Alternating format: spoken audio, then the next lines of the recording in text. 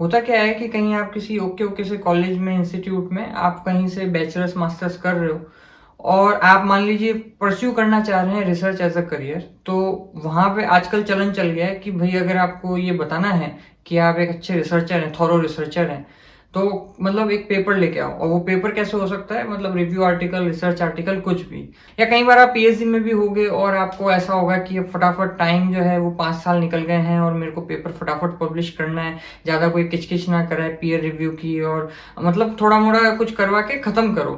तो एक तरह से काइंड ऑफ डेस्परेशन आप में है कि हमारा मतलब एक तरह से कहीं नाम आ जाए कि हमने कुछ आर्टिकल पब्लिश किया है। और उसी टाइम पे आपके जो है मतलब एक मेल आ जाता है, कॉल फॉर पेपर।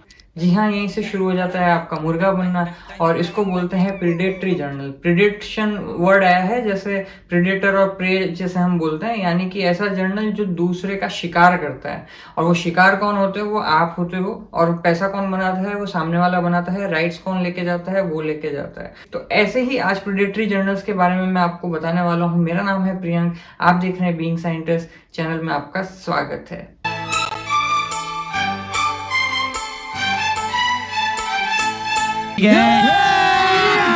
अभी मजा आएगा ना भिड़ो।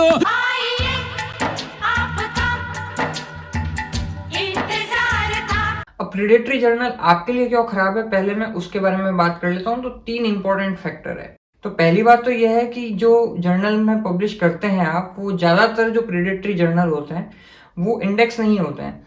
इंडेक्सिंग क्या है, अगर आपको नहीं पता तो आप इस वीडियो पे जाके देख सकते हैं। और अगर आपको ये आइडेंटिफाई करना है कि कैसे इंडेक्स है या नॉन इंडेक्स है, तो भी आप इस वीडियो पे एक और वीडियो उस पे जाके देख सकते हैं। मैं स्ट्रांगली रिकमेंड करूंगा कि अगर आप अपनी लाइफ का कोई पहला आर्टिकल पब्लिश करने वाले हैं, वो भले ओपिनियन रिव्यू आर्टिकल हो या रिसर्च आर्टिकल, आपको ये वीडियो जाके जरूर देखना चाहिए, जिससे कि आप स्कैम होने से बच जाओगे।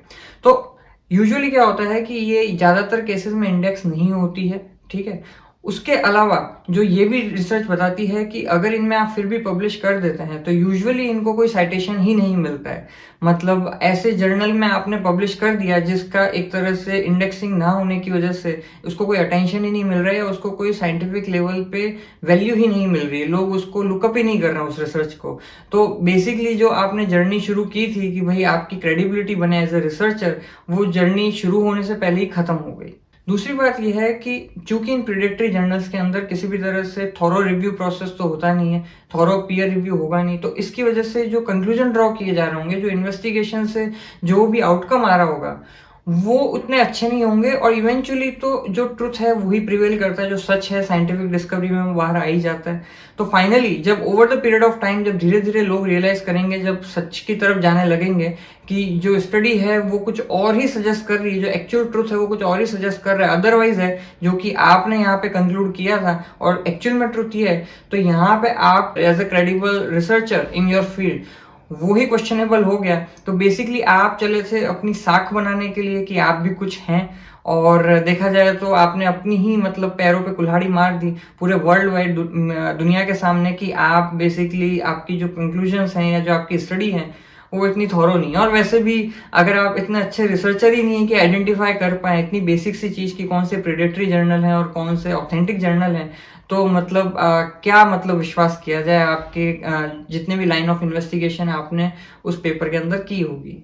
तीसरा एंड फाइनल ये कि आप अपने काम को पता चला इन प्रेडेटरी जर्नल के बाद पास भेजें और फिर पता चले आपको लगे कि नहीं ये तो मतलब स्कैम कर रहा है, ये मतलब जर्नल सही नहीं है, और आप उसे विड्रॉ करना चाहें, तो इन प्रेडेटरी जर्नल की ऐसी प्रैक्टिस होती है कि वो आपके काम को लेके बैठ जाएंगे और उसको जो है वो जैसा तैसा भी है उसे पब्लिश कर देंगे। तो अब आपके साथ सिचुएशन ऐसी हो गई कि आपने भले ही चाहा कि मुझे विड्रॉ करना है अपने उस सबमिशन को, मैं आपके जर्नल के साथ सबमिट नहीं करना चाहता, पब्लिश नहीं करना चाहता, पर वो आपको करने ही नहीं देंगे। और अब आपकी सिचुएशन ऐसी हो जाएगी कि आपने डेटा वगैरह सब उनके साथ शेयर कर दिया है और उसके बाद में वो उसको पब्लिश कर बैठे हैं जैसा भी है, और आप अब कहीं और पब्लिश करने लायक ही नहीं बचे हैं। तो एक तरह से आपके साथ में स्कैम हो जाएगा और वो पैसे लेके चुनट लगाएंगे, वो तो उसका एक अलग ही बात है।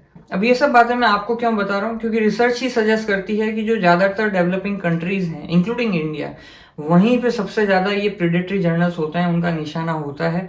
और उसमें भी क्योंकि मैं इंडिया को समझता हूँ, तो मुझे पता है कि वहाँ पे जो टियर 1 टाइप के इंस्टीट्यूट्स हैं, वहाँ पे इतनी ये प्रॉब्लम प्रिवेल नहीं कर सकती, क्योंकि वहाँ का जो क्लोज़ सर्कल है, जो वहाँ के प्रोफ़ेसर हैं, सीनियर्स हैं, वो ही बता देंगे कि आप जो है वो सही नहीं कर रहे हो, ये जर्नल मुझे सही नहीं लग रहा है। तो उनको गाइडेंस मिल सकती है। लेकिन जो टियर 2, टियर 3 के एक तरह से जो इंस्टीट्यूट्स हैं, जहाँ पे लोगों को आगे बढ़ने की भी चाह है, लेकिन वो साथ-साथ में वहाँ पे ही रह के कुछ कर नहीं पा रहे हैं ज़्यादा, तो वो लोग सबसे ज़्यादा इसके एक तरह से शिकार बनते हैं। ऐसे हालात में बेहतर यही है कि वक्त रहते इंसान सतर्क होकर अपने जज्बात को काबू में रखकर अपने कदम पीछे हटा ले और अपनी जिंदगी को एक नई दिशा की तरफ मोड़ने की कोशिश करें। अब सवाल ये आता है कि हम इन्हें पहचानेंगे कैसे? खास तौर से वो आदमी जो कि बिल्कुल ही अभी रिसर्च फील्ड में नया है, जो लेट्स से बैचलर्स, मास्टर्स में है, तो ऐसे लोग पहचानेंगे कैसे? तो देखिए, बहुत ही आसान है, बहुत ही इसके कैरेक्टरिस्टिक कुछ ट्रेट्स होते हैं, और मैं कुछ बता देता हूँ कि आप साइट खोलेंगे तो पता चला कि एक स्टैंडर्ड आप वेबसाइट खोलेंगे तो आपको पता चलेगा कि वो किस तरह का दिखता है किसी स्टैंडर्ड जर्नल का, वर्सेस कि आप इन पे जाएंगे तो पता चला कि जबरदस्ती कुछ पॉपअप टाइप का हो रहा है, कुछ एकदम बड़ा बड़ा कॉल फॉर पेपर आ रहा है, कुछ ऐसा होगा कि आपको obvious grammatical error, typing error इस तरह का दिख जाएगा। जो एडिटोरियल बोर्ड पॉलिसी है वो बहुत ज़्यादा डिफाइन नहीं है, एडिटर जो है वो एक तरह से कोई ढंग की जगह से नहीं आ रहे हैं, या फिर वो दुनिया भर की तमाम बातें लिख रहा होगा कि हमारा जो आर्टिकल है वो इतना प्रेस्टिजियस है, वो इतना जो है मतलब इम्पैक्ट फैक्टर है, वो इम्पैक्ट फैक्टर भी जो है जिसको आप वैलिडेट नहीं कर सकते, हमारा आर्टिकल यहाँ पे इंडेक्स है, ऐसा है वैसा है, और हम आपका पेपर इतने टाइम के अंदर शॉर्ट एक तरह से पब्लिश कर देंगे। उस जर्नल की वेबसाइट पे जो इमेजेस हैं, लोगो हैं, वो आपको बहुत ही पुअर क्वालिटी के लग रहे हैं, उसके वो एक तरह से सबको केटर करने की कोशिश कर रहा है। मतलब मान लीजिए कि वो पूरा ऐसे लाइफ साइंस के अंदर है, तो वो सब कह रहा है कि मैं बायोकेमिस्ट्री भी छाप दूंगा, मैं बायोटेक भी छाप दूंगा, मॉलिक्यूलर बायो भी छाप दूंगा, इम्यूनोलॉजी भी छाप दूंगा, मैं सब छाप दूंगा।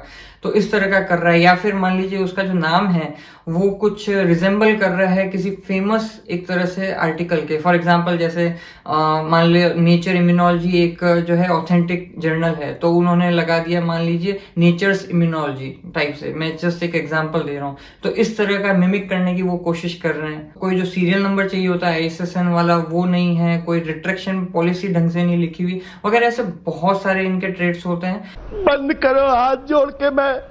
और इनकी बहुत लंबी लिस्ट है, मैं आपको नीचे डिस्क्रिप्शन में लगा दूंगा। और वैसे भी यार, मतलब जहां आपका इंटरेस्ट होता है, मतलब आपको मान लीजिए किसी लड़की में इंटरेस्ट है तो आप जाके पूरा उसका बायोडाटा निकाल ही लेते हैं। तो वैसे ही अगर आप अपनी लाइफ के इतने महीने या इतने साल का काम अगर कहीं पब्लिश करने वाले हैं, तो मैं तो आपको यही कहूंगा कि एज अ थंब रूल आप मान के चलिए कि ज्यादातर, अगर आप फर्स्ट टाइम पब्लिश कर रहे हैं तो, कि ज्यादातर journal out there are already predatory. आपको जो है ढंग से सारा स्कैन करना है इन सारे ट्रेड्स को देखते हुए कि क्या ये कहीं पे भी उसमें लाए कर रहा है कि नहीं कर रहा है, जो भी मैंने आपको बताया। और इंडेक्सिंग तो बहुत ही इंपॉर्टेंट चीज है। ऐसा भी मैं बता दूं कि कुछ जर्नल इंडेक्स होने के बावजूद भी प्रेडेटरी हो सकते हैं, तो जरूर जो है आप इन सब चीजों का ध्यान रखें। और इसके अलावा एक बियाल की लिस्ट है जो जिन्होंने बता रखा है कि प्रेडेटरी जर्नल पोटेंशियली कौन कौन से हो सकते थे। He was a qualified librarian, तो उन्होंने वो एक बड़ी सी लिस्ट निकाली थी जिसका डिस्क्रिप्शन में मैं आपको लिंक दे दूंगा। इसके अलावा एक केबल का भी एक प्रेडेटरी जर्नल्स की लिस्ट है, वो भी, उसका भी लिंक मैं आपको डिस्क्रिप्शन में दे दूंगा। तो ये सारे तरीके हैं जिससे कि आप आइडेंटिफाई कर सकते हैं कि प्रेडेटरी जर्नल कौन कौन से हैं। और मान के चलिए आपको सच में बच के रहने की जरूरत है, क्योंकि आपका पैसा भी जाएगा, टाइम भी जाएगा, एनर्जी भी जाएगी, और फाइनली रेपुटेशन भी जाएगी। सही वक्त, सही कदम, सतर्क रहें। मेरा नाम है प्रियंक, आप देख रहे थे बीइंग साइंटिस्ट। जय विज्ञान।